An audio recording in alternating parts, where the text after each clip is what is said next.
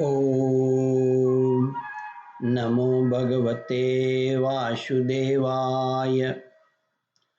श्रद्धालु भक्तों, श्रीमद् भागवत महापुराण के नवम स्कंद के 8वां अध्याय के अंतर्गत सगर चरित्र का प्रस्तुतिकरण करूंगा।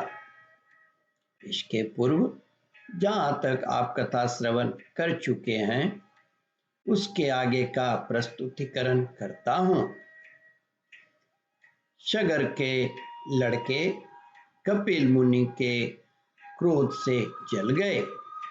इसका कहना ऐसा कहना श्री सुखदेव जी कहते हैं, परीक्षित, सगर के लड़के कपिल मुनि के क्रोध से जल गए, ऐसा कहना उचित नहीं है। वे तो शुद्ध सत्व गुण के परम आश्रय हैं। उनका शरीर तो जगत को पवित्र करता रहता है। उनमें भला क्रोध रूप तमोगुण की संभावना कैसे की जा सकती है?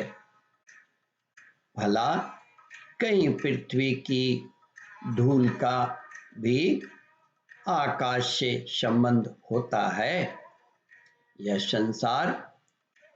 संसार सागर एक मृत्युमय पथ है।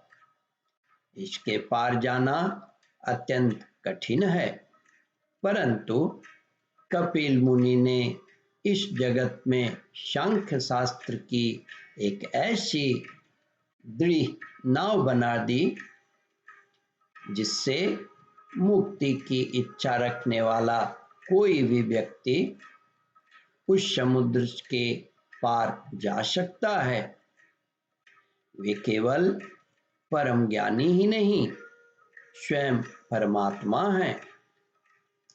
उनमें भला यह शत्रु है और यह मित्र, इस प्रकार की भेद बुद्धि कैसे हो सकती है?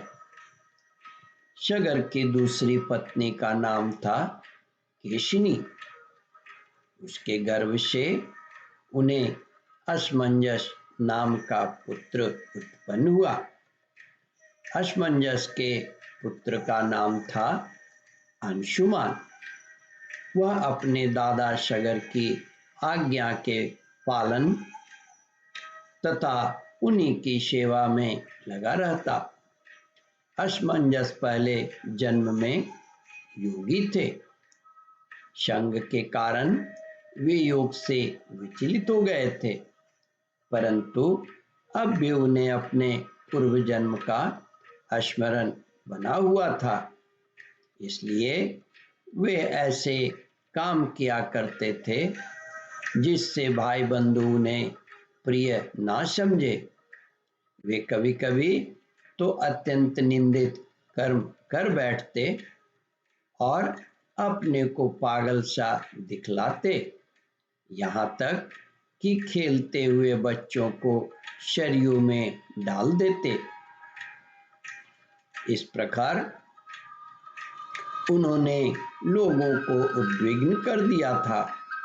अंत में उनकी ऐसी करतूत देखकर पिता ने पुत्र स्नेह को तिलांजलि दे दी और उन्हें त्याग दिया।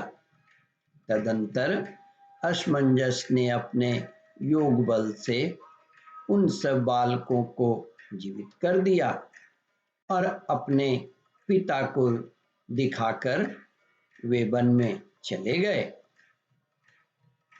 अयोध्या के नागरिकों ने जब देखा कि हमारे बालक तो फिर लौट आए, तब उन्होंने असीम आश्चर्य किया और राजा सगर को भी बड़ा पश्चाताप हुआ। इसके बाद राजा सगर की आज्ञा से अंशुमान घोड़े को ढूंढने के लिए निकल पड़े। उन्होंने अपने चाचाओं के द्वारा खोदे हुए समुद्र के किनारे किनारे चलकर उनके शरीर के भस्म के पास ही घोड़े को देखा। वहीं भगवान के अवतार कपिल मुनि बैठे हुए थे। उनको देखकर उदार हृदय अंशुमान ने उनके चरणों में प्रणाम किया और हाथ जोड़कर एकाग्रचित से उनकी स्तुति की। ओम परमात्मने नमः।